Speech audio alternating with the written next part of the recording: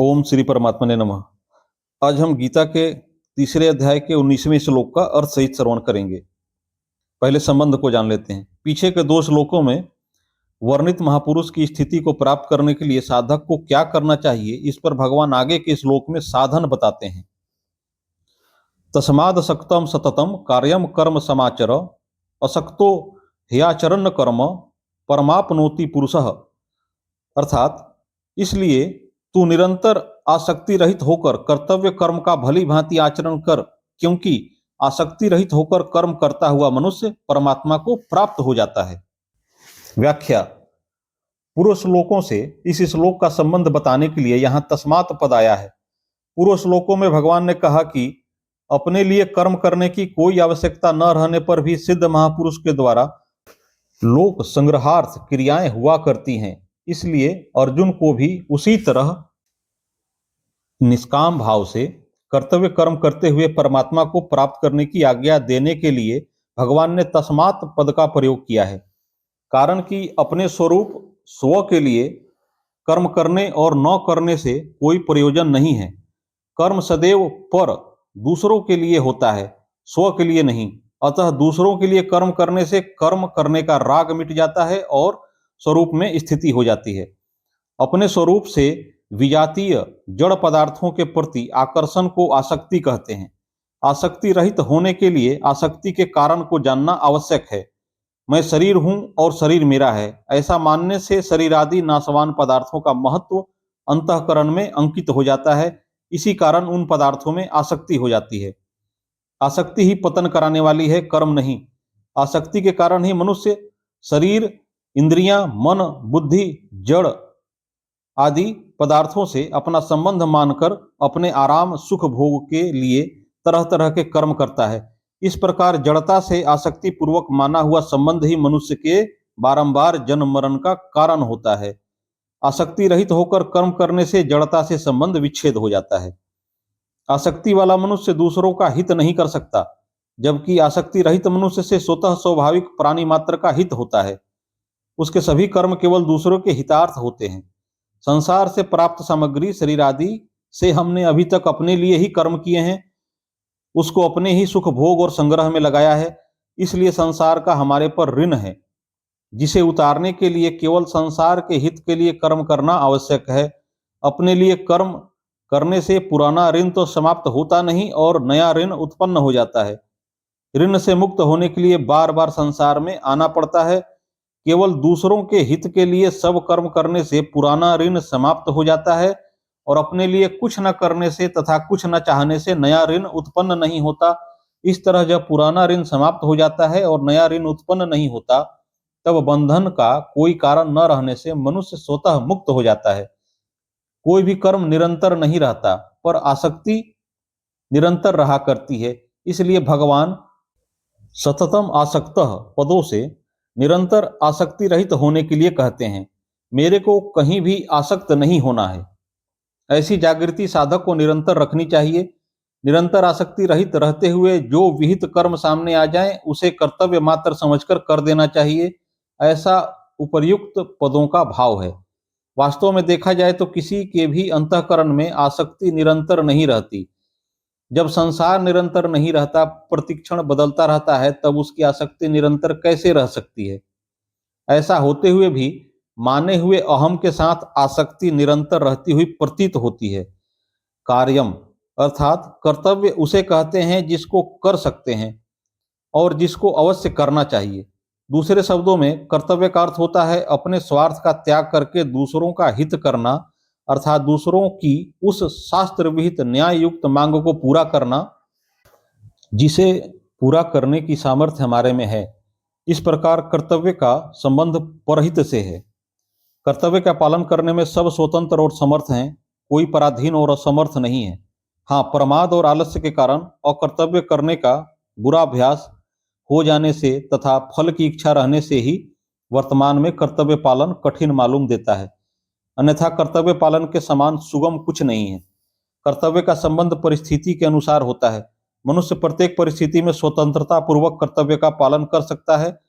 कर्तव्य का पालन करने से ही आसक्ति मिटती है। अकर्तव्य करने तथा कर्तव्य न करने की आसक्ति और बढ़ती है। कर्तव्य अर्थात दूसरों के हितार्थ कर्म करने से वर्तमान की आसक्ति और कुछ न चाहने से भविष्य की आसक्ति मिट जाती है। समाचर पद का तात्पर्य है कि कर्तव्य कर्म बहुत सावधानी, उत्साह तथा तत्परता से विधि पूर्वक करने चाहिए। कर्तव्य कर्म करने में थोड़ी भी असावधानी होने पर कर्मयोगी की सिद्धि में बाधा लग सकती है। वर्ण, आश्रम, प्रकृति और परिस्थिति के अनुसार जिस मनुष्य के लिए जो शास्त्र विहित कर्तव्य कर्म बताया गया है, अवसर प्राप्त होने पर उसके लिए वही सहज कर्म है। सहज कर्म में यदि कोई दोष दिखाई दे तो भी उसका त्याग नहीं करना चाहिए, क्योंकि सहज कर्म को करता हुआ मनुष्य पाप को प्राप्त नहीं होता। इसलिए यहाँ भगवान अर्जुन को मानो यह कह रहे हैं कि तू क्षत्रिय है, अतः युद्ध करना घोर दिखने पर भी तेरा सहज कर्म है, घोर कर्म नहीं। अतः सामने आए हुए सहज कर्म को अनासक्त होकर कर देना चाहिए। अनासक्त होने पर ही समता प्राप्त होती है। विशेष बात, जब जीव मनुष्य योनि में जन्म लेता है तब उसको शरीर, धन, जमीन, मकान आदि सब सामग्री मिलती है, और जब वह यहाँ से जाता है तब सब सामग्री यहीं छूट जाती है। इस सीधी सादी बात से यह सहज ही सिद्ध होता है कि शरीर आदि सब सामग्री मिली हुई है, अपनी नहीं है।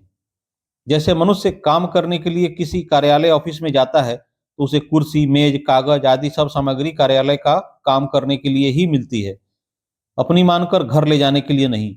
ऐसे ही मनुष्य को संसार में शरीर आदि सब सामग्री संसार का काम, सेवा करने के लिए ही मिली है, अपनी मानने के लिए नहीं। मनुष्य तत्परता और उत्साह पूर्वक कार्यालय का काम करता है तो उस काम के बदले में उसे वेतन मिलता है। काम कार्यालय के लिए होता है और वेतन अपने लिए। इसी प्रकार संसार के लिए ही सब काम करने से संसार से संबंध विच्छेद हो जाता है और योग परमात्मा के साथ अपने नित्य संबंध का अनुभव हो जाता है। कर्म और योग दोनों मिलकर कर्म योग कहलाता है। कर्म संसार के लिए होता है और योग अपने लिए। यह योग ही मानो वेतन है। संसार साधन का क्षेत्र है। यहाँ प्रत्येक सामग्री साधन के लिए ही मिलती है, भोग और संग्रह के लिए कदापि नहीं। संसार की सामग्री अपने लिए है ही नहीं।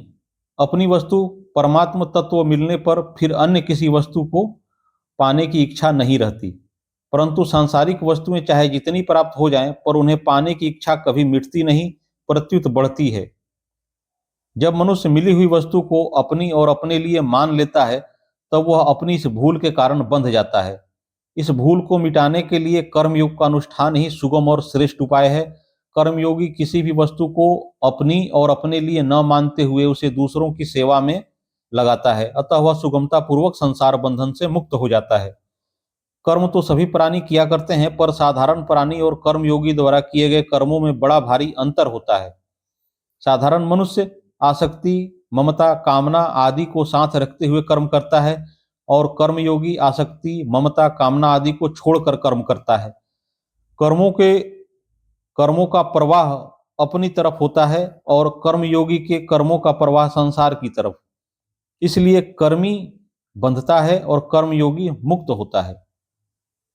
असक्तो ह्यचरन्न कर्म, अर्थात मनुष्य ही आसक्ति पूर्वक संसार से अपना संबंध जोड़ता है, संसार नहीं।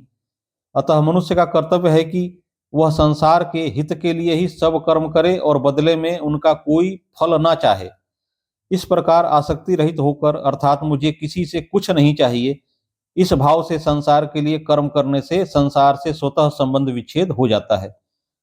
कर्मयोगी संसार की सेवा करने से, वर्तमान की वस्तुओं से और कुछ न चाहने से भविष्य की वस्तुओं से संबंध विच्छेद करता है। मेले में स्वयंसेवक अपना कर्तव्य समझकर दिन भर यात्रियों की सेवा करते हैं और बदले में किसी से कुछ नहीं चाहते, अतः रात्रि में सोते समय उन्हें किसी की याद नहीं आती, कारण कि सेवा करते समय उन्होंने किसी से कुछ चाहा नहीं।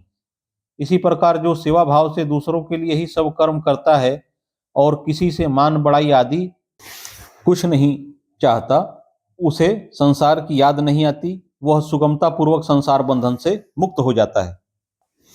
कर्म तो सभी किया करते हैं, पर कर्म योग तभी होता है जब आसक्ति रहित होकर दूसरों के लिए कर्म किए जाते हैं।